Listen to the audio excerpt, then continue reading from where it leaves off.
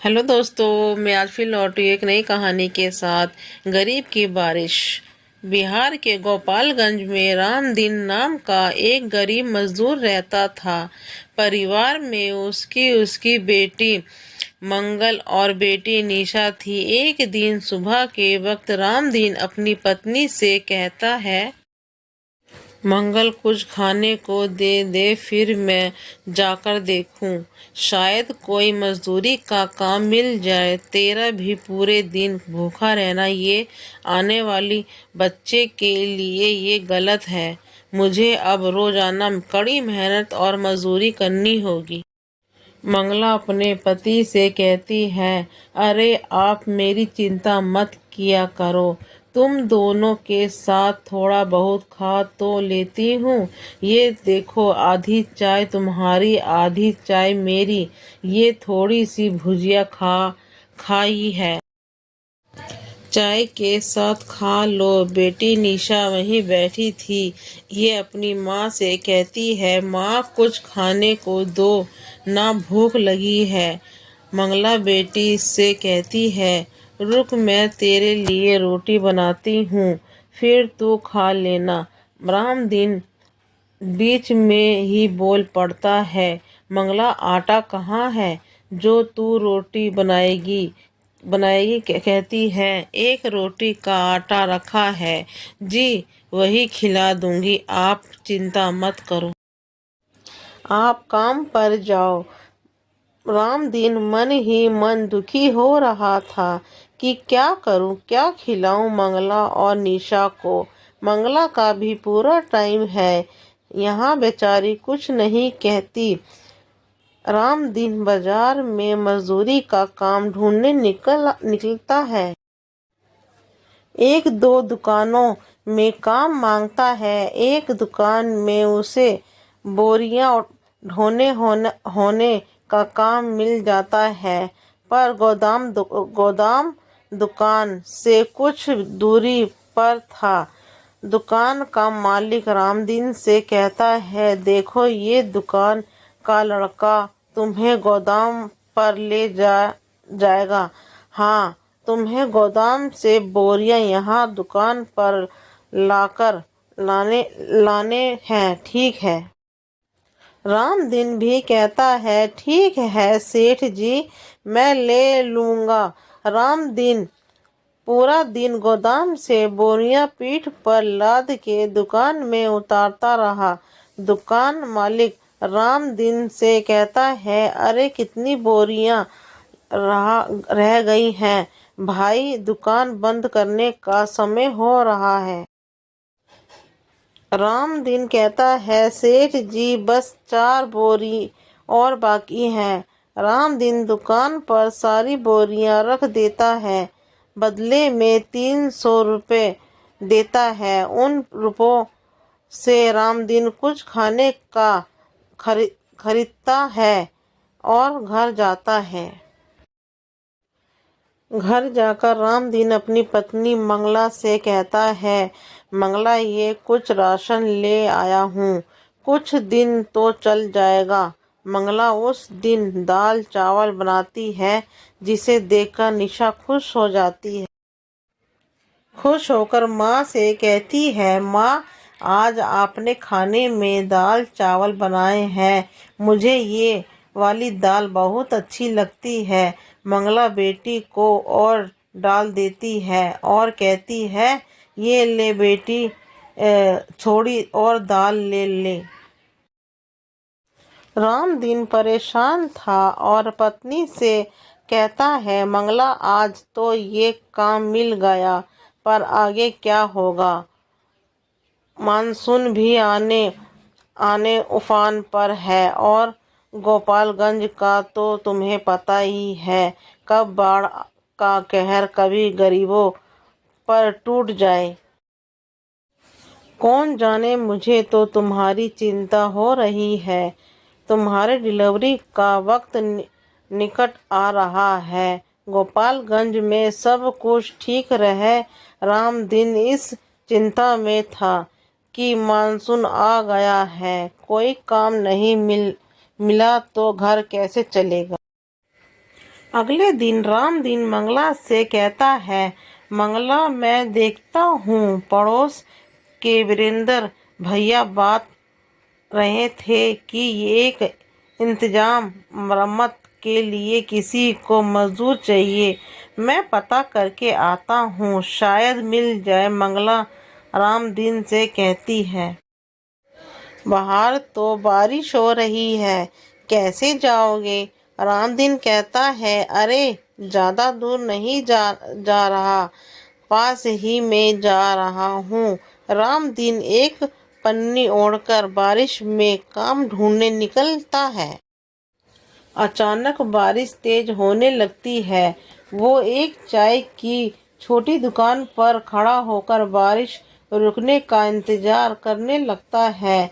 चाय की दुकान पर कुछ ग्राहक भी बारिश रुकने का इंतजार कर रहे थे। चाय वाले की दुकान पर एक रेडियो चल रहा था, जिस पर गोपालगंज की खबरें आ रही थी। रेडियो पर न्यूज़ से आवाज़ आ रही थी, बाद दे फिर गोपालगंज जिले में लगातार हो रही बारिश और नेपाल से पानी डिस्चार्ज किया जाने से ग्रैक नदी का पानी तेजी से गांव में प्रवेश कर रहा है। मजावत सरदार पाखंड के कई गांव में बाढ़ का पानी घुस गया है। बाढ़ के पानी शतमाम कर रहे हैं। रेडियो पर ये न्यूज़ सुनकर रामदीन परेशान हो जाता है। हे भगवान, ये क्या हो गया? बाढ़ का पानी तेजी से गांव में आ रहा है, मुझे घर जाना होगा। अरे ये पानी का बहाव तो बढ़ता ही जा रहा है। रामदीन खबर को सुनकर घबरा ही जाता है और तेजी से घर की ओर भागता है। रामदीन के घर में पानी भर चुका होता है और आसपास के लोग घर को खाली करके भाग रहे होते हैं। रामदीन को देखकर रामदीन की पत्नी रामदीन से कहती है, आप आ गए, ये देखो पूरे घर में पानी भरता जा रहा है। निशा डरी हुई थी, जो अपने पिता से डरते हुए कहती है, बाबू मुझे डर लग रहा है। रामदीन अपनी बेटी और पत्नी से कहता है, अरे घबराओ मत मंगला, कुछ नहीं होगा। निशा को मैं कंधे पर बिठा लेता हूँ, हमें जल्दी यहाँ से निकलना होगा। मंगला की भी तबीयत ठीक नहीं थी। मंगला अपने पति से कहती है, सुनो जी, मुझे लगता है अपने बच्चे होने का वक्त आ रहा है। मुझे दर्द भी महसूस हो रहा है, घबराहट से लग रहा है बच्चा नीचे आ रहा है। रामदीन भी घबरा जाता है।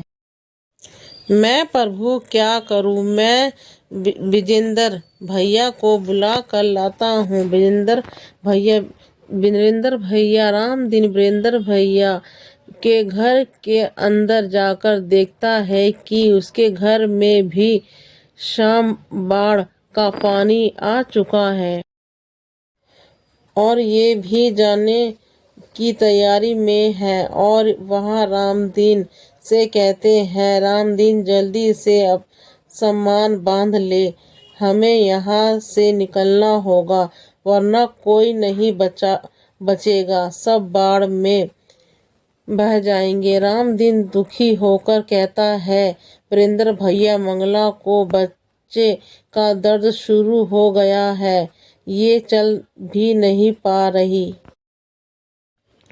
ये सुनकर वीरेंद्र भी पत्नी वह खड़ी घबरा जाती हैं और कहती हैं, अरे बेचारी को इस मुसीबत में ये परेशानी होनी थी, जल्दी चलो जी। वीरेंद्र रामदीन से कहते हैं, तू एक काम कर, यहाँ खाट पर भाभी को लेटा और इसी पर ले जाना पड़ेगा, कोई और रास्ता नहीं है। वीरेंद्र और उसकी पत्नी भी बहुत नेक दिल के थे। उसकी पत्नी अपने बेटे और गोद में उठा कर लेती है। वीरेंद्र रामदीन के साथ मंगला को खटिया पर लेटाकर उठाने में मदद करता है। मंगला घबराई हुई पति से कहती है, सुनो जी निशा के बापू, मेरा दर्द बर्दाश्त से बाहर हो रहा है, कुछ करो जी। रामदीन बहुत घबराया हुआ होता है।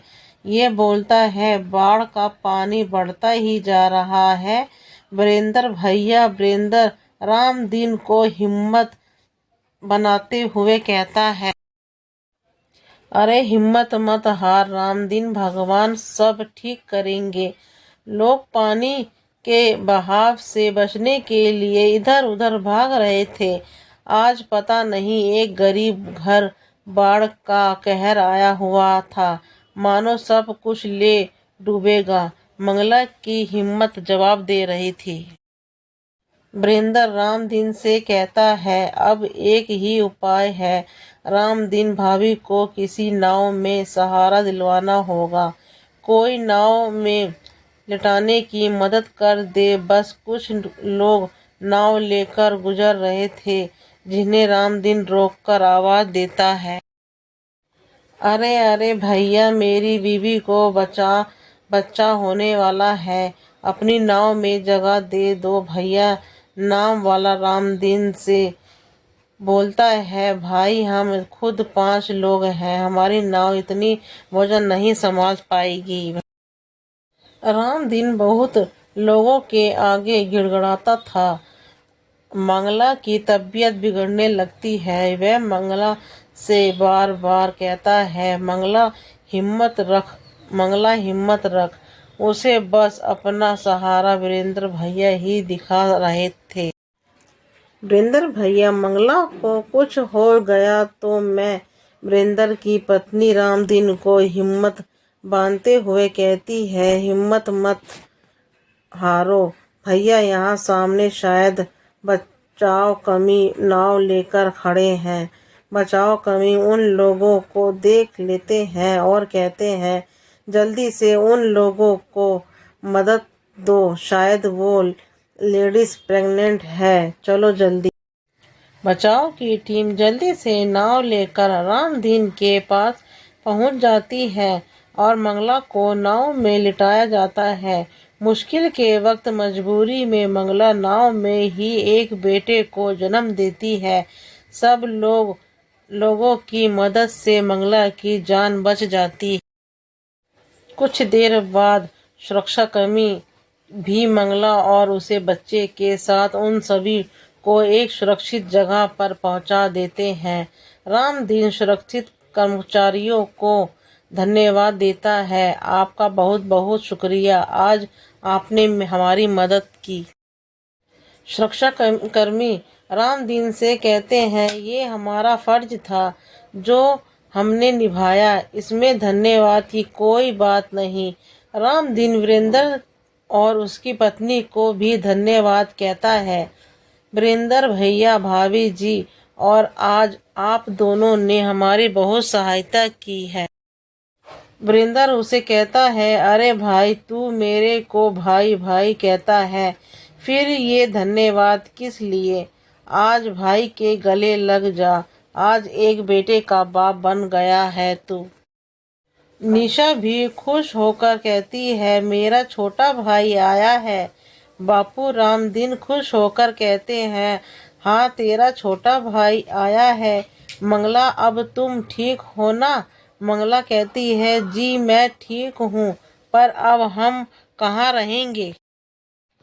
रामदीन बोला, ये बाढ़ की परेशानी गोपालगंज के साथ साथ हर आसपास के गांव हर मानसून में होती है, पर तू हिम्मत रख, सब ठीक हो जाएगा। गरीब पर जब संकट आता है, भगवान किसी न किसी रूप में जरूर आते हैं। दोस्तों, गरीबी में सबका साथ देना चाहिए, किसी का साथ नहीं छोड़ना चाहिए। हमें इस कहानी से क्या सीख मिली, आप कमेंट बॉक्स में ज़रूर बताइए और लाइक शेयर सब्सक्राइब जरूर कीजिए।